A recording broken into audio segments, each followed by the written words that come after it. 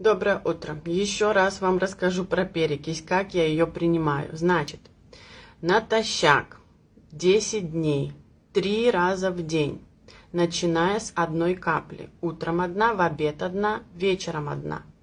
Натощак где-то до еды за минут 20.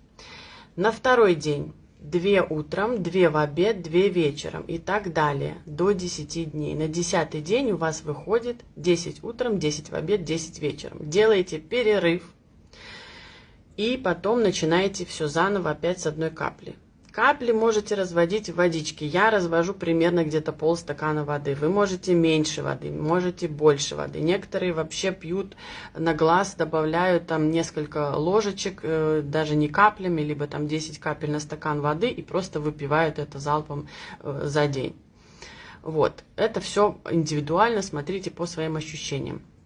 Потом, перекись вообще очень полезна, если вы моете фрукты, овощи. Вот, набрали водичку в какую-то посудину, туда забросили свои фрукты, овощи и добавили перекись водорода. Тоже обеззараживает, всякую дрянь убирает с ваших продуктов.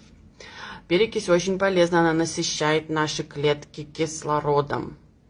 Вообще было доказано, что разные заболевания, в той частности еще раковое заболевание, очень быстро развиваются, если в клетках происходит кислородное голодание. Поэтому обязательно насыщать клетки наши кислородом. И в этом нам помогает перекись. Потом улучшает работу ЖКТ. Это лучший антиоксидант. Обеззараживает ваш организм, улучшает работу поджелудочной железы, помогает в выработке гормонов, потом помогает, участвует в обмене жировом, белковом и углеводных процессах, да?